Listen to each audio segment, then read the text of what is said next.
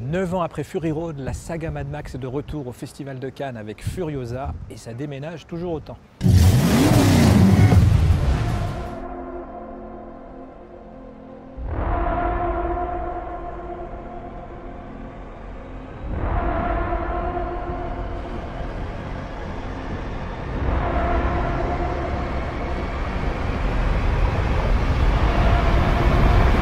On va suivre la jeunesse de Furiosa et puis après une longue ellipse, sa vie de jeune adulte dans le Westland, donc cette région d'Australie privée de tout ou presque, dans laquelle des hordes motorisées essaient de survivre. C'est un blockbuster pas comme les autres que fait George Miller, parce que c'est un blockbuster où il y a quand même beaucoup de cinéma à l'ancienne, c'est-à-dire pas trop d'effets numériques. Il y en a plus que dans Fury Road, mais il y a encore quand même des scènes d'action absolument dingues. Le film est une succession de morceaux de bravoure comme ça, et il y en a un en particulier, c'est le premier, une course-poursuite dans le désert australien avec un énorme camion-citerne qui est pourchassé par des voitures, des motos, des ULM, une L Delta, voilà, ça dure une dizaine de minutes, c'est fou, complètement fou. Et extrêmement euphorisant, surtout quand on le découvre sur le grand écran du Festival de Cannes. Je peux pas dire que ça me passionne, c'est pas ma came, les courses-poursuites et les personnages muets et les grognements et les bastons. En tout cas au début pour moi, parce que j'aime bien cette idée de découvrir l'origine story de Furiosa, son enfance et tout, et que je trouve le début très agrippant, très haletant. Furiosa, we've come too far.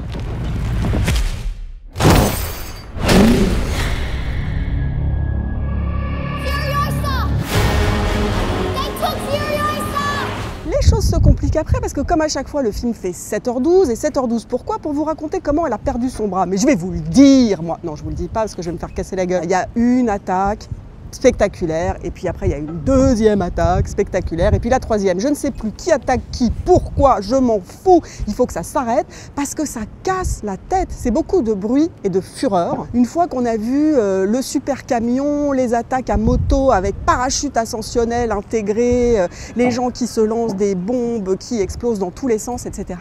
Et au bout d'un moment, je me dis mais j'irais bien voir un Romer, je sais pas, mais enfin quelque chose qui me concerne un tout petit peu plus. Comme aurait dit ma grand-mère, si j'en avais une, si tu n'aimes pas ça, n'en dégoûte pas les autres. Après, voilà, j'ai quand même un petit souci même de croyance dans cet univers post-apocalyptique où il ne reste rien, si ce n'est quand même une bonne station d'essence à distance raisonnable, voilà, tout un complexe pétrolifère où il faut aller s'approvisionner et pour faire quoi? Pour faire des tours en moto les gars, hein, parce qu'ils tournent beaucoup en rond, ils en brûlent beaucoup d'essence et je me dis, voilà, je ne comprends pas ces humains du futur.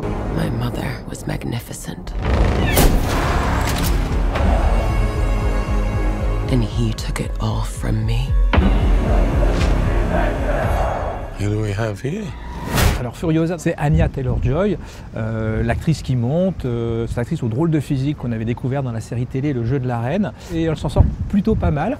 Elle a encore moins de choses à dire que Charlize Theron dans le film précédent, mais elle le fait très bien. J'ai quand même un peu de mal avec Anya Taylor-Joy, parce que d'abord c'est une brindille, j'ai toujours l'impression qu'elle va se casser en deux si on souffle dessus.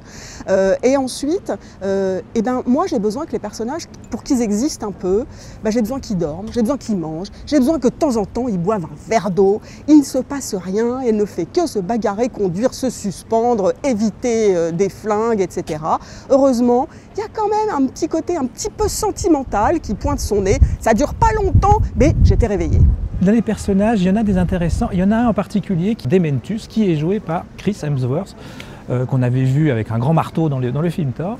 Et là, il est vraiment étonnant, il est très bon, il est très drôle, il joue vraiment le personnage de manière un peu décalée, il a à peine beaucoup de second degré, voilà, c'est une espèce de seigneur de guerre, mais qui a gardé une espèce de petite âme d'enfant. Un personnage un peu bipolaire, voilà, qui fait un peu n'importe quoi, et il apporte vraiment beaucoup de fantaisie à ce film, qui par ailleurs est parfois peut-être un poil trop sérieux. Furiosa pour moi c'est bof, mais qui suis-je pour empêcher George Miller de jouer avec des petites voitures?